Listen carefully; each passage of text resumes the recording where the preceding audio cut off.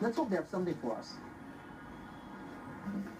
Hi, are you Mr. Han? Yes, I suppose so. You're the only person here. You have to be Han Chan. So thanks for having me here. I'm here because we're going to have this very big exhibition at the National Museum of Singapore. It's called the People's Collection. So, and we are looking for old things, particularly objects from the pre-war period, pre-World War II. Right. And I understand that you have something for me. Yes, I think so. I have some things which I can show you and see maybe this is of use to you. Okay. Can I show it to you? That must be the box, right? Yes, it is. Looks very exciting. Oh, I see. These are all advertisements.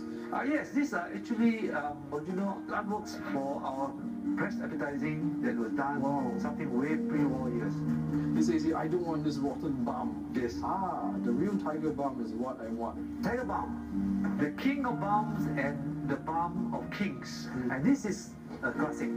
This is Tiger Balm, the torch that banished the torches. And it's even signed by the designer, the artist. But I guess it's done in 1930s or? Oh yeah, even earlier than that. It was done in 1930, but it was published in 1930. I see. In the newspapers then. I can see the very nationalist influence there. You look at them in their high boots and military uniform. Now that speaks to me in 1930s of things like in China, where a very nationalist government under Chiang Kai-shek is coming out emerging. And you're coming out of the warlord period where they've had this civil war fighting for these different military factions. This I guess really reflects historically of the time period and how people see it. How did Tiger Balm end up in Singapore? Well, Tiger Balm actually started with Ho Chu Kim, the founder. He was a herbalist for the emperor. Well, he left China to come to seek his fortune in this part of the world. Now, he has two sons. One's called Auburn Hall, the other one's called Auburn Park. Now, these two sons are the one that actually took the business to its height. This couple of gentlemen were really very far-sighted. And what they did was, he started newspapers because those days he knows that the way to reach consumers and the way to tell them is visual. So he do a lot of visual impact rather than a lot of words. Now then, as the product grew, he started advertising it with strategy which is beyond his time when he launched it. For example, he has a tiger car. He orders a car from Germany and then he paints it with stripes and with a tiger head in the front. Okay, so every time he presses the horn, he goes raw. I wonder how they did that though. I wonder too. We wanted to repeat that today. We can't do it. You can't do it? I have to ask you this question. Yes. Would you be so kind as to allow us to borrow these items for the exhibition, the People's Collection at the National Museum? Well, of course, this is something we like to share with the public, and it's good to know. But please, you must have your word. This will be kept safely because we cannot replace them. No, absolutely. Okay.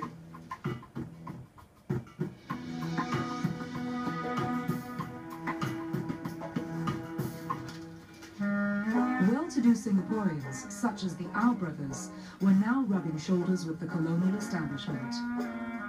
And were they rivals in the grandeur of their houses? Though the Europeans always tried to maintain their links to the old country wherever they could. They were determined not to miss out on the delights of the Jazz Age, just because they were in Singapore. This is one of the prime destinations, and I've come to find out more.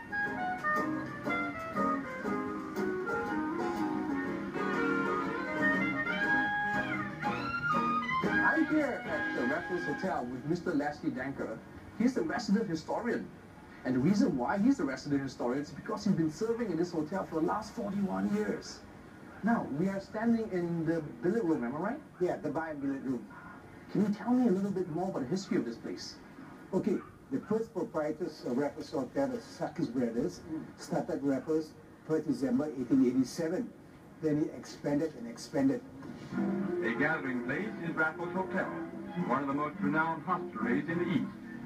At tiffin time, the midday meal hour, the veranda of this well-known rendezvous is always crowded with those who come to enjoy cooling drinks, fine music, and pleasant companionship.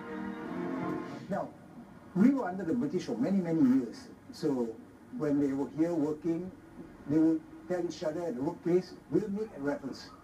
And on the weekends, they moved the tables away and dancing in the lobby. The party went on right through the 1930s, with the Raffles the place to be seen.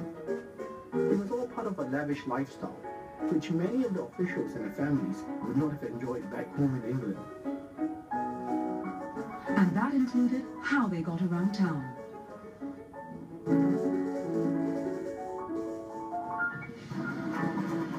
In the final part of our first treasure hunt, Shen's off to meet a collector.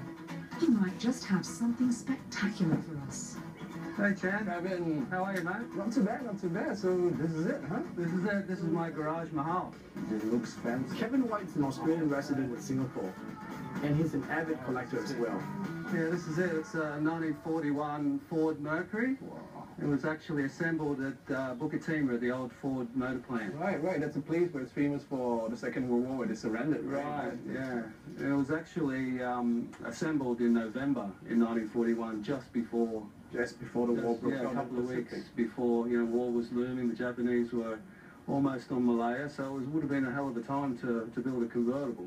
And it's a special car for the Ford plant too, because in those days they really only assembled sedans and utility vehicles. Somebody ordered a convertible, and obviously they didn't get it, because when the Allies rescued Singapore, the Dutch actually took it and sent it down to Batavia in those days. Wow, so it's requisitioned by the Dutch military. Yeah, and of course they got kicked out of Indonesia shortly after, and in '49 a Chinese doctor bought the car. And he had it until '64, until he passed away, and then put it in storage. And we actually found her in Bandung. And we pulled it out after 30 years, and it actually didn't need that much work, a lot of mechanical work, but really the dream for me was to get it back to its former glory, to sort of grace the roads of Singapore again, because there wasn't too many old cars remaining on the road, and I knew that there wasn't a car pre-war from the Ford plant, so it was pretty important that I got it back. Whoa, there you go. That's good. Yeah, she's a bit loud. How am I going there? Yeah, all good.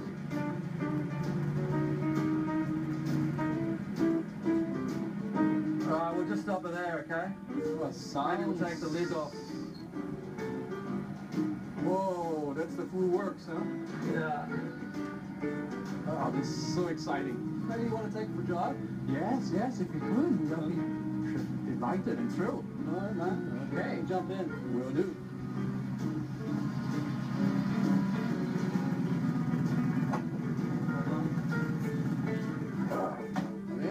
Well, I tell you what, man, we better put our sunnies on. What do you reckon? I think so. It's a nice, bright and clear blue skies. Oh, I like the bounce. Yeah, it's very springy. They used to make them like sofas, the seats back in those days.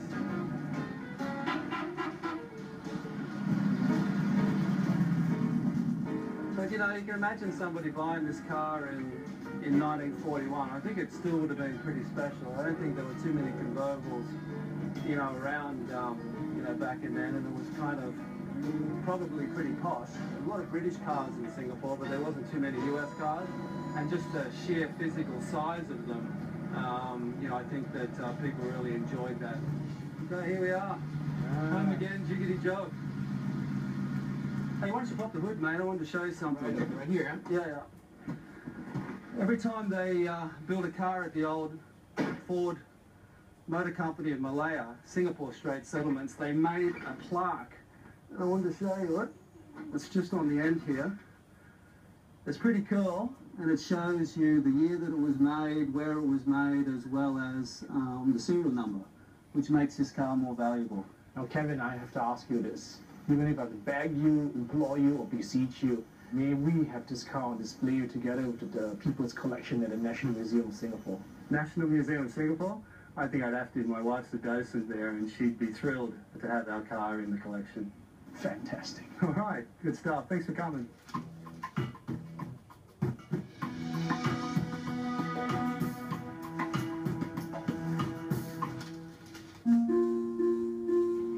Generally, what a great car. It's beautiful, isn't it? Yeah. Well, unfortunately, because of the war, the family never took possession of it. That's a real pity. Considering what was unfolding, of course, I think priorities would have changed. But right here, standing in this garrison and thinking back, this would have given us a real sense of security. Yes, this is Tanglin Barracks, and this is the oldest military barracks in Singapore. It dates back to mid-19th century. Well, leading up to the Second World War, you would have battalions of European infantrymen, armed men, armed to the teeth, running around. So that would have given you some sort of security. But everything was about to change. It certainly was. And in our next episode, we will attempt to locate artifacts from the World War II period.